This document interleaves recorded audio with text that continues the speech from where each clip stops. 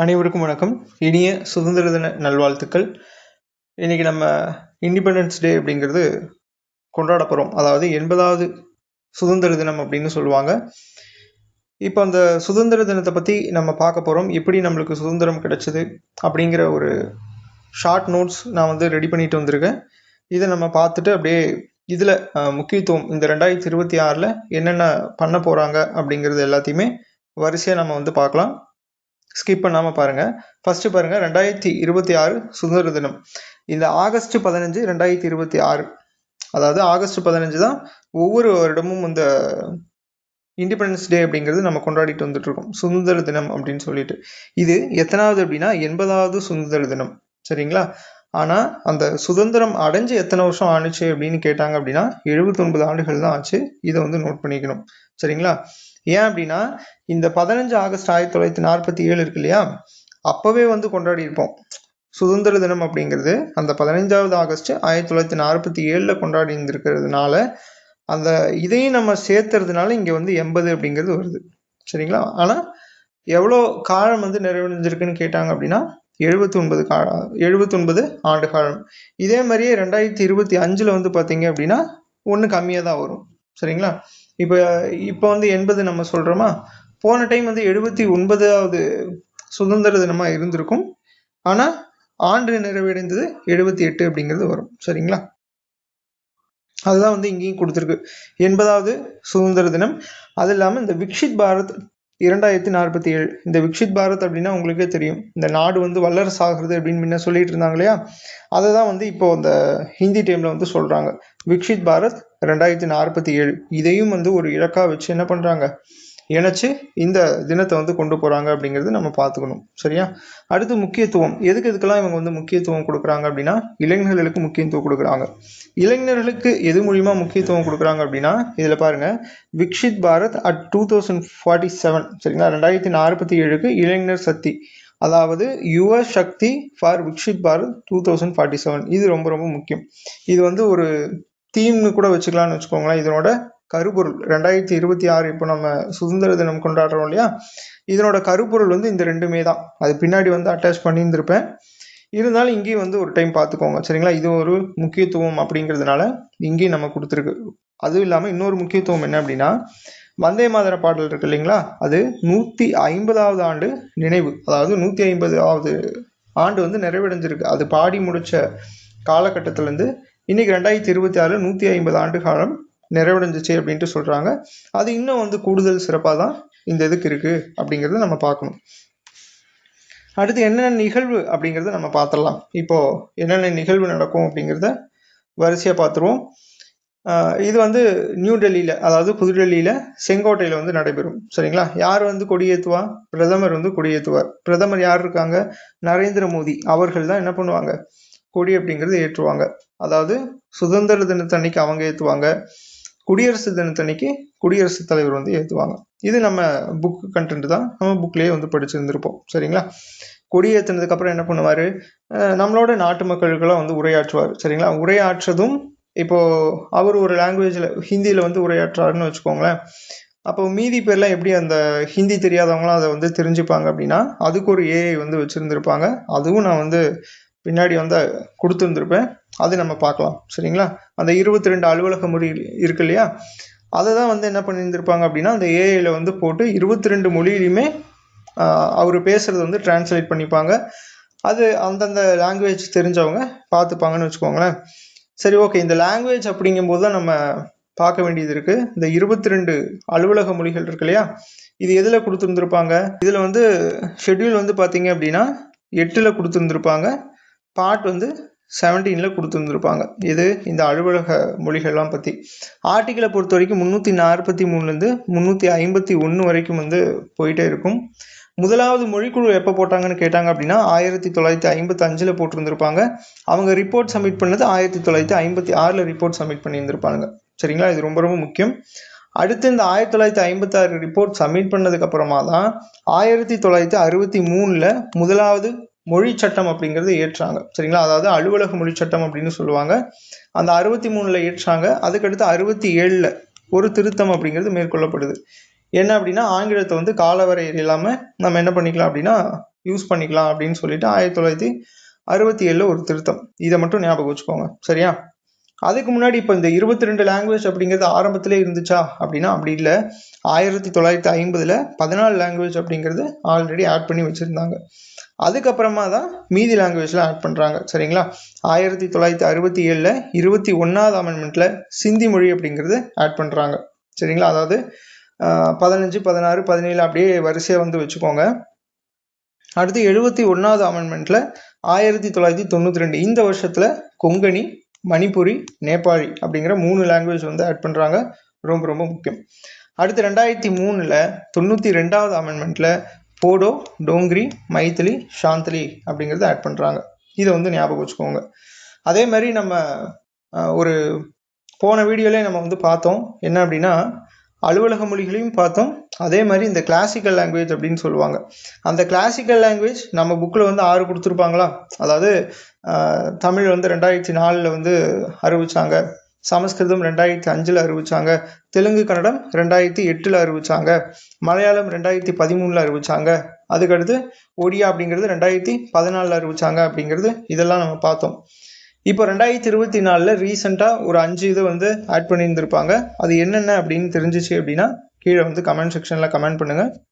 Already இது வந்து பார்த்தது தான், சரிங்களா? அதே மாதிரி இந்த 22 அலுவலக மொழிகள் அப்படிங்கிறது இந்த 344 சப்கிளாஸ் 1 அப்படிங்கிற ஆர்டிக்கல்லையும் 351 இந்த 2 ஆர்டிக்கல்லையும் வந்து இதெல்லாம் அந்த 22 லாங்குவேஜும் இதுக்குள்ளே வந்து அடங்கிடும் அப்படிங்கிறது கொடுத்துருந்துருப்பாங்க. இதையும் நம்ம பார்த்துக்கணும், சரிங்களா? அடுத்து நம்ம இப்போ நம்ம இந்த பாயிண்ட்டுக்கு வருவோம்.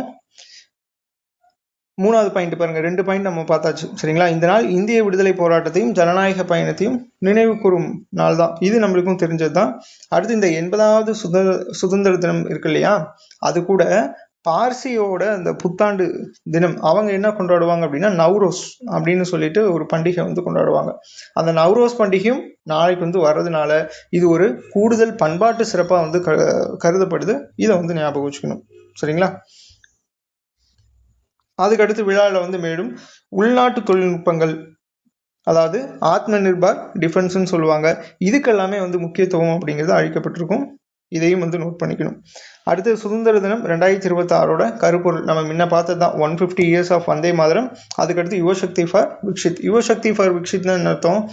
அதாவது விக்ஷித் பாரத் அப்படிங்கிறது நம்ம 2047 அப்படிங்கிறது டார்கெட் பண்ணியிருந்தோமா, அது இப்போ என்ன சொல்கிறாங்க அப்படின்னா அந்த இளைஞர்களை வச்சு அதை வந்து மூவ் பண்ணுறது அப்படிங்கிற மாதிரி வந்து கொடுத்துருந்துருப்பாங்க. அதையும் வந்து நம்ம நோட் பண்ணிக்கணும், சரியா? அதாவது இளைஞர்களோட சக்தியை வச்சு, ஓகேவா? அடுத்து இந்திய சுதந்திரம் 1947.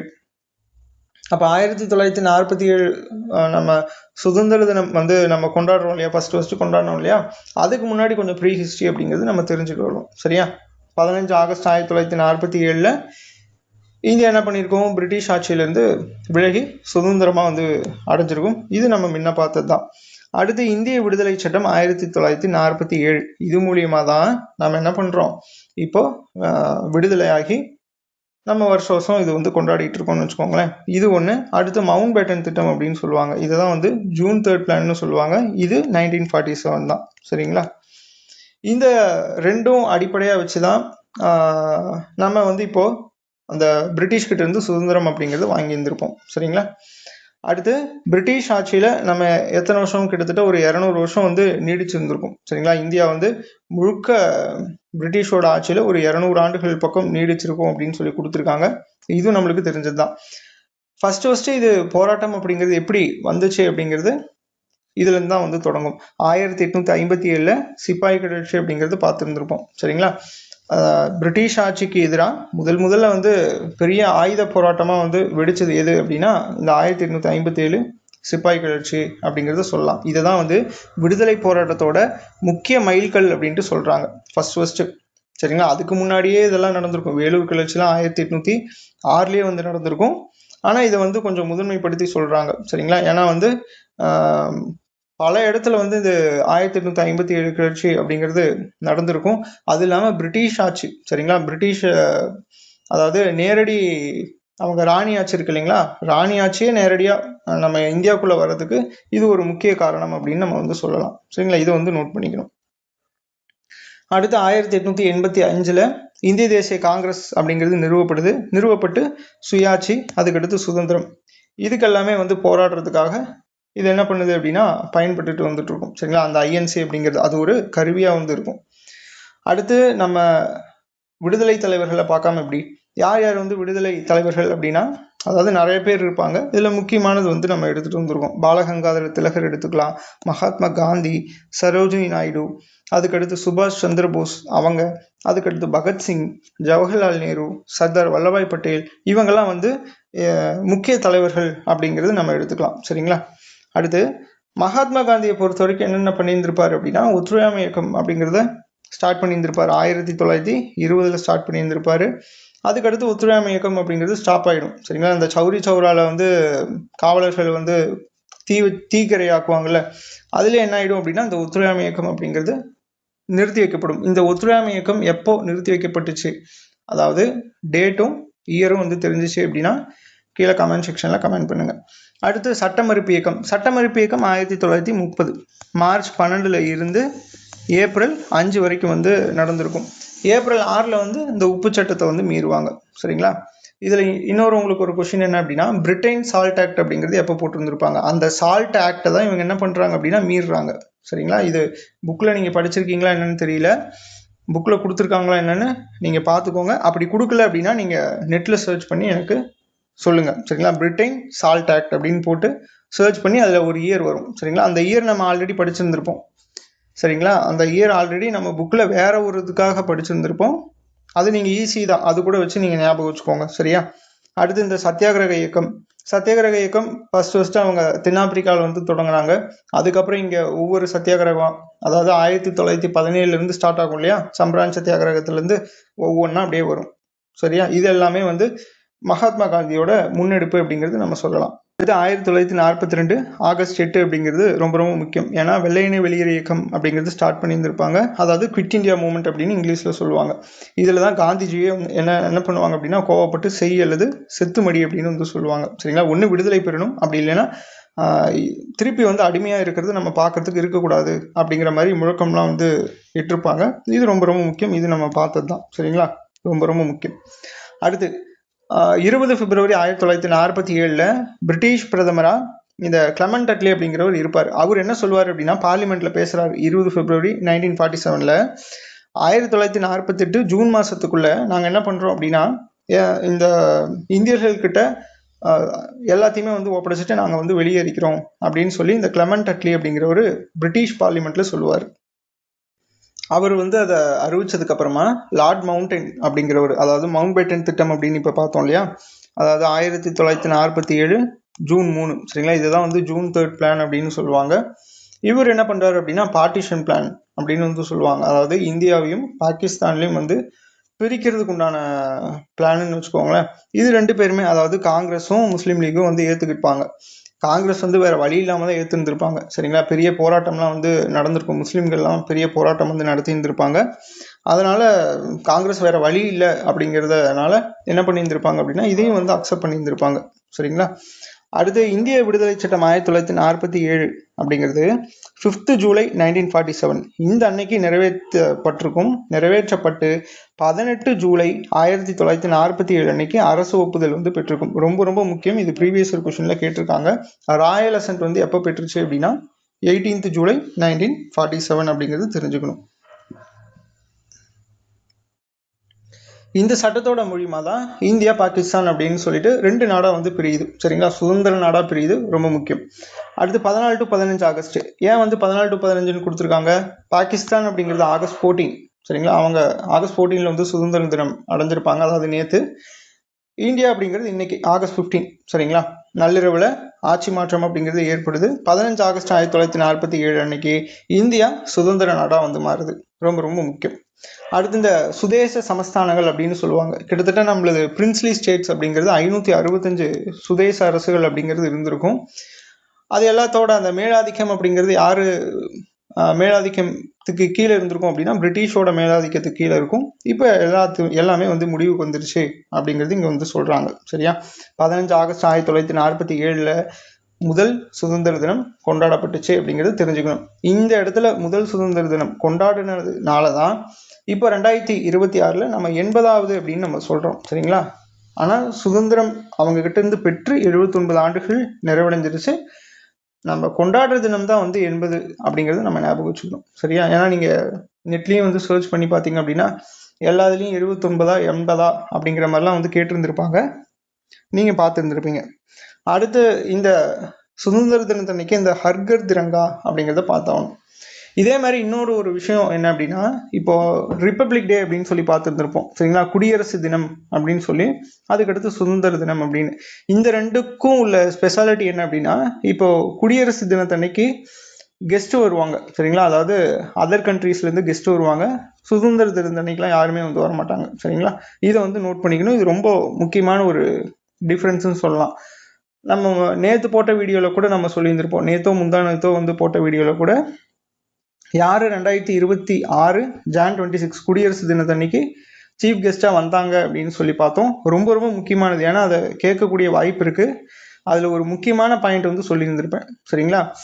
உங்களுக்கு என்ன அப்படின்னா, அவங்க ரெண்டு பேர் வந்திருப்பாங்க. சரிங்களா?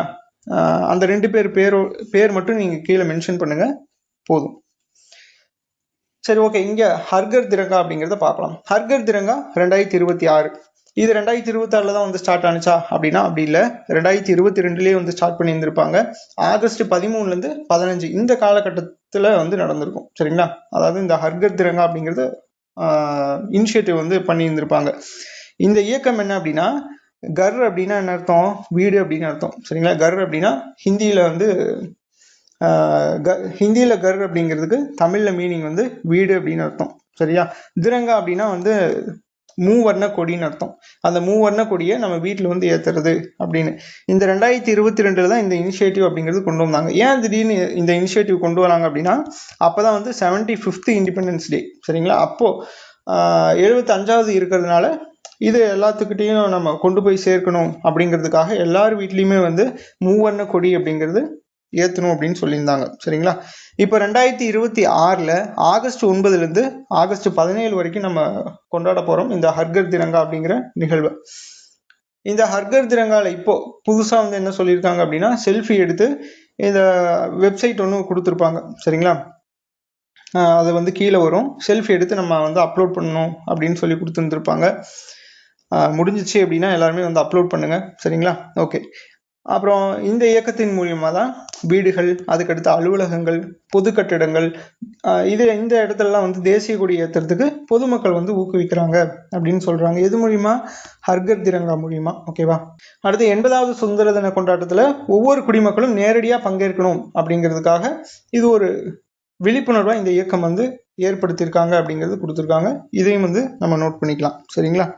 இதில் முக்கியமாக என்ன அப்படின்னா, செங்கோட்டையில் நடைபெறக்கூடிய அந்த அதிகாரப்பூர்வ நிகழ்வு இருக்கு இல்லையா, அந்த விழாவையும் தாண்டி மக்கள் பங்கேற்கிறாங்க அப்படிங்கிறது ரொம்ப ரொம்ப முக்கியம். இது இந்த இயக்கத்தின் மூலியமா. சரியா? அதான் இங்கே கொடுத்துருப்பாங்க பாருங்க. தேசிய கொடியுடன் திரங்கானா என்ன அர்த்தம்? அதாவது மூவர்ண கொடி கூட எடுத்த செல்ஃபியை என்ன பண்ணணும் அப்படின்னா, ஹர்கர் திரங்கா அப்படிங்கிற இணையத்தில் நீங்கள் என்ன பண்ணலாம்? பதிவேற்றம் பண்ணலாம் அப்படின்னு இங்கே கொடுத்துருக்காங்க. முடிஞ்சதுன்னா பதிவேற்றம் பண்ணுங்க. சரிங்களா? அதுக்கடுத்து சுதந்திர தின கொண்டாட்டங்கள் இந்த 2026 இப்போ நம்ம இன்னைக்கு இருக்கோம் இல்லையா, என்னென்ன பண்ண போறாங்க அப்படிங்கிறது நம்ம இதுல சும்மா ஷார்ட்டா கொடுத்துருப்போம், பார்த்துடலாம். விழாவில் எப்பவுமே இந்த பாரம்பரிய நிகழ்ச்சிகள் அப்படிங்கிறது நடைபெறும். அதுக்கடுத்து பண்பாட்டு இசை இது நிகழ்ச்சி இது எல்லாமே நடைபெறும். அதுக்கடுத்து தொழில்நுட்பம் மற்றும் இளைஞர்கள் பங்கேற்க நிகழ்ச்சிகளுக்கும் இடம்பெறும் அப்படின்ட்டு சொல்றாங்க. அதாவது இளைஞர்கள் நிறைய பேர் பங்கேற்கக்கூடிய நிகழ்ச்சிகளும் இதில் இடம்பெறும் அப்படின்னு சொல்றாங்க. பிரதமர் நரேந்திர மோடி அவர்கள் என்ன பண்ணுவாங்க அப்படின்னா, செங்கோட்டையில் முன்ன சொன்ன மாதிரி தான் தேசிய கொடி ஏற்றிட்டு மக்கள் எல்லாத்துக்குமே உரையாற்றுவாங்க.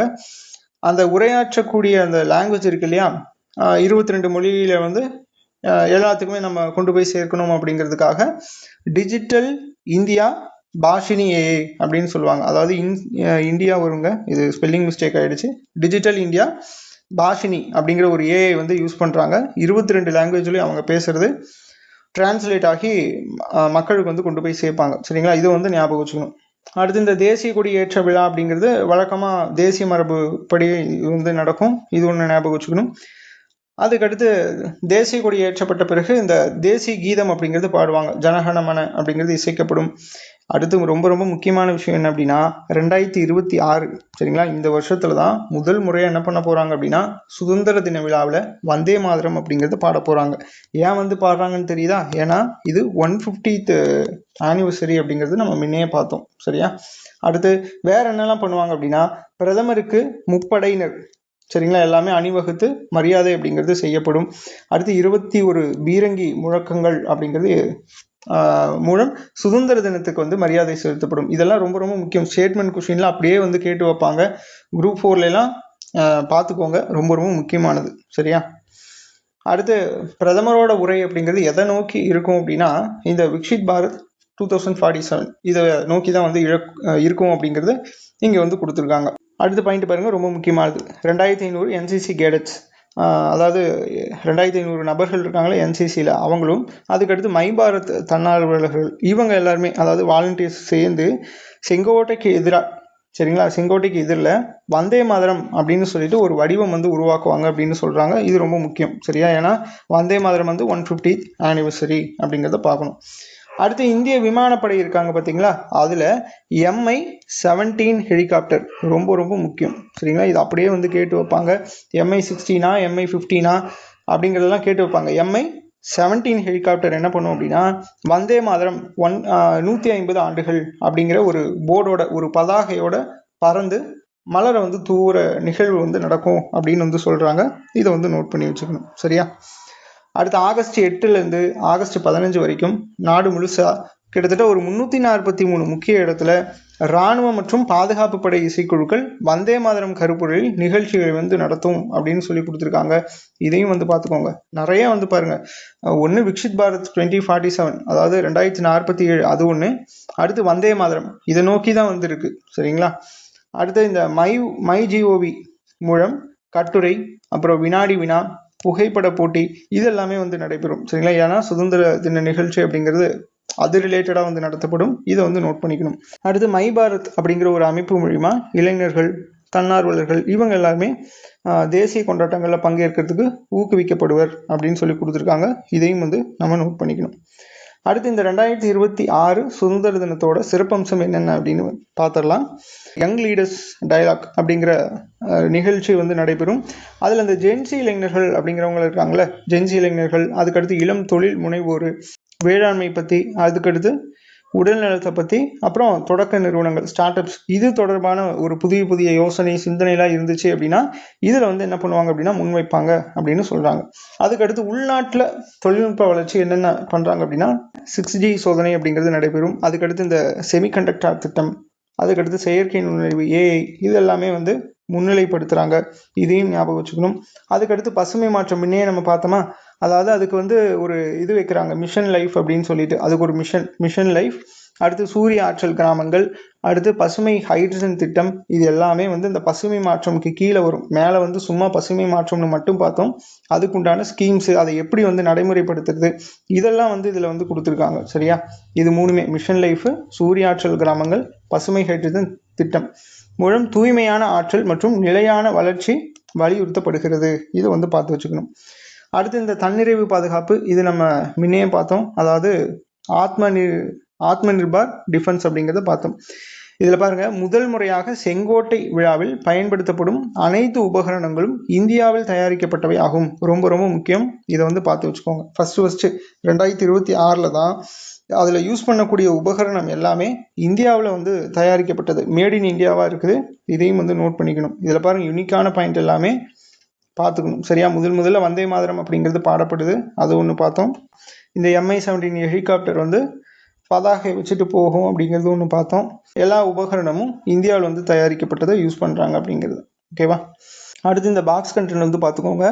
இந்தியாவில் வந்து 80வது சுதந்திர தினம் அப்படிங்கிறது நம்ம பார்த்தோம். அதை முன்னிட்டு வந்து அமெரிக்காவில் இருக்கக்கூடிய நியூயார்க்லையும் அப்புறம் நியூ ஜெர்சி இந்த 2 இடத்துல இருக்கக்கூடிய ஆளுநர்கள் என்ன பண்ணியிருக்காங்க அப்படின்னா 2026 ஆகஸ்ட் 15 இந்திய சுதந்திர தினம் அப்படின்னு சொல்லிட்டு அங்கே ஒரு அதிகாரப்பூர்வமாக வந்து அறிவிப்பு விடுத்திருக்காங்க அப்படிங்கிறத பார்க்கணும். சரியா, அதே போல் சுதந்திர தினம் 2025 ஒரு சுருக்கமாக வந்து பார்த்துடலாம். என்னென்ன பண்ணாங்க, இந்த இதில் என்னென்ன புதுசாக பண்ணியிருக்காங்க அப்படிங்கிறத நீங்கள் இதை வச்சு டிஃப்ரென்ஷியேட் பண்ணிக்கலாம். சரியா, இந்தியா வந்து 15வது ஆகஸ்ட் 2025 அன்னைக்கு 79வது சுதந்திர தினத்தை வந்து கொண்டாடுச்சு. சரியா?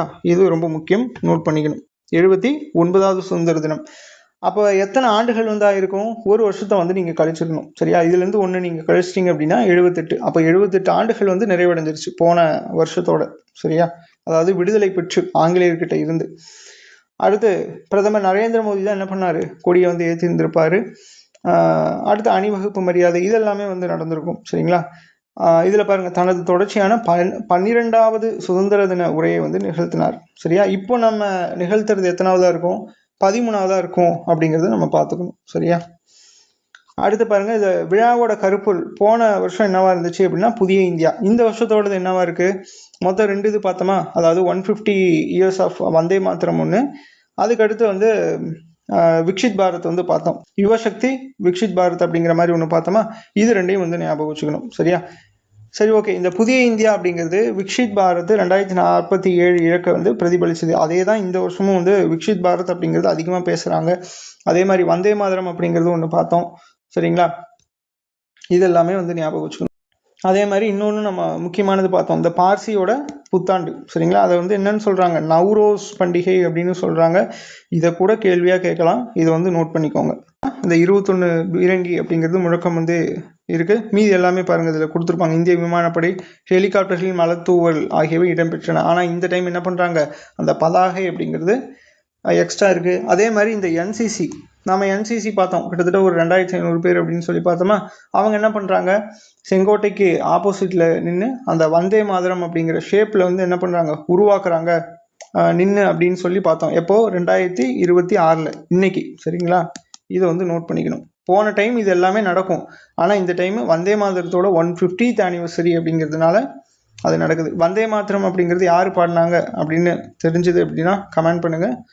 அது எந்த மொழியில் வந்து இயற்றுனாங்க அப்படிங்கிறத கமெண்ட் பண்ணுங்கள். எந்த புக்கிலேருந்து எடுத்துருந்துருப்பாங்க. சரியா? இதெல்லாம் 3மே வந்து கமெண்ட் பண்ணுங்கள். அது உங்களுக்கே தெரிஞ்சது தான். அடுத்து இந்த அடித்தட்டு பணியாளர்கள், பெண்கள், இளைஞர்கள், அதுக்கடுத்து பல்வேறு துறையில் சாதனை புரிந்தவர்கள் சிறப்பு விருந்தினர்களாக அழைக்கப்படுவாங்க. எதுக்கு? இந்த இதுக்கு. இதே மாதிரி தான் 2026க்கும் வந்து அழைக்கப்படுவாங்க. சரி, இதை நம்ம அங்கே கொடுத்தோம் அப்படின்னா ஒரு பாயிண்ட் எக்ஸ்ட்ரா ஆகும் அப்படின்ட்டு அதை நான் கொடுக்கல. இங்கேருந்து அப்படியே பார்த்துக்கோங்க. சரியா? அடுத்து நாடு முழுவதும் இருக்கக்கூடிய பள்ளிகள், கல்லூரிகள், அதுக்கடுத்து அரசு அலுவலகங்கள், அப்புறம் பொதுமக்கள் தேசிய கொடியேற்றுதல், தேசபக்தி நிகழ்ச்சிகள் மற்றும் பண்பாட்டு நிகழ்ச்சிகள் மூலம் சுதந்திர தினத்தை வந்து கொண்டாடுறாங்க அப்படின்னு சொல்லி கொடுத்துருக்காங்க. இதெல்லாம் நம்மளுக்கு தேவையில்லைங்க. இதெல்லாம் சும்மா தெரிஞ்சுக்கிறதுக்காக, இது நம்மளுக்கே தெரியும். அவ்வளோதான். இந்த இது வந்து முடிஞ்சிச்சு. முக்கியமான பாயிண்ட் எல்லாமே நம்ம எடுத்துகிட்டு வந்தாச்சு அப்படின்னு சொல்லிட்டு நம்புகிறேன். நெக்ஸ்ட் வீடியோவில் வந்து நம்ம பார்ப்போம். நன்றி.